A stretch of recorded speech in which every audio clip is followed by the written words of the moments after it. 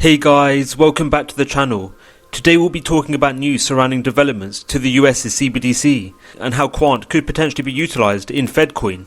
On the 7th of February, Forbes released an article detailing news surrounding developments to the US's CBDC. The article was titled, Fed Designs Digital Dollar that handles 1.7 million transactions per second. The article outlined details of the findings of research protocols, which saw the Boston Fed and the Massachusetts Institute of Technology collaborating in view of designing a CBDC. Dubbed Project Hamilton, the report describes a theoretical high-performance and resilient transaction processor for a CBDC that was developed using open-source research software called OpenCBDC. According to the Fed's report, a core processing engine for a hypothetical general-purpose CBDC was created that produced one code base capable of handling 1.7 million transactions per second. According to the Fed, the vast majority of transactions reached settlement finality in under 2 seconds. In response to these developments, the Vice President of the Boston Fed stated, "It is critical to understand how emerging technologies could support a CBDC and what challenges remain.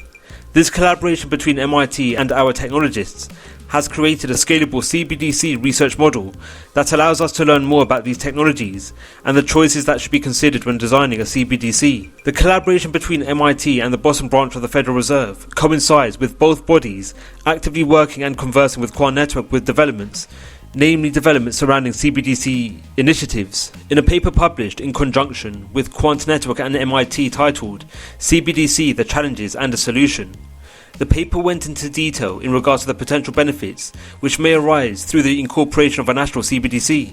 Most notably, the paper detailed that the development of a CBDC network would remove limitations in current payment and financial infrastructure, namely security. Quant Network has also collaborated with MIT to comply with Open Digital Asset Protocols, or ODAP, which will aid in enabling interoperability across differing DLT platforms. These collaborations have worked to ensure Quant Network is able to provide interoperability in a scalable, secure and compliant manner, whilst adhering to regulatory requirements. Quant, working directly with MIT to ensure that the fintech company actively complies with regulatory frameworks, will enable banks and governments to actively utilize Quant's offerings without the risk of legal constraints emerging. As well as working alongside MIT, representatives of Quant have openly conversed and have worked in conjunction with the Boston Fed in regards to discussions surrounding CBDC developments. As well as Quant actively conversing with the Boston Fed, the branch of the Federal Reserve also released a paper titled Beyond Theory, Getting Practical with Blockchain.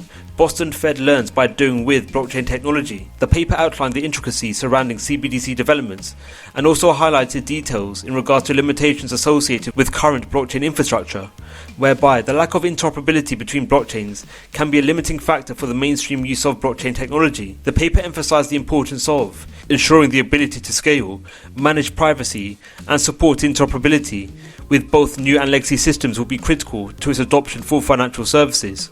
Whilst we believe blockchain technology is not currently viable for significant production use at the Federal Reserve, we believe continued experimentation is essential and can contribute to the continued maturing of the platforms.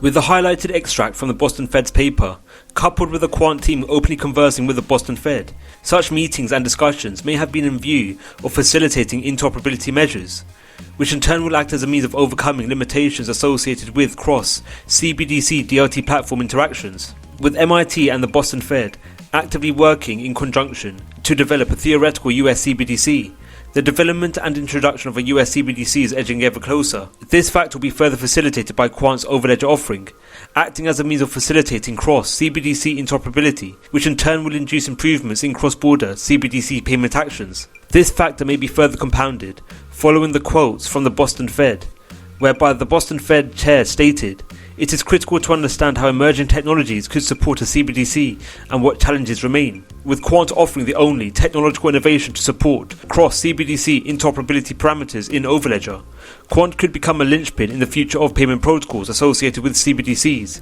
and be directly utilized in fedcoin. The Federal Reserve developing a CBDC, coupled with the need for Quant's overledger to induce interoperability parameters, will lead to central banks invariably needing to pay licensing fees to use overledger.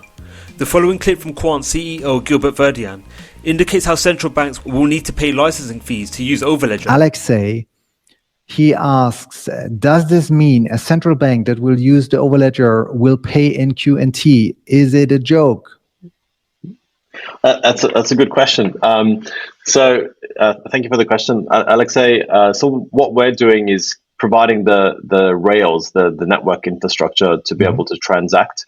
If the application running on the Overledger network is a CBDC, then it has the same rules as the network. You have to pay the transaction fees in QNT, the license fees to be able to do that. It really depends if they use it. So I would love to see central banks using the Overledger network. It'll be a great testament to the technology, and there's a lot of interest in this space. And what we'd love to bring is interoperable payments around the world onto the Overledger network, so you can transact cross borders without having the limitations of the existing system. So if that's the case, we'd love to have that on there.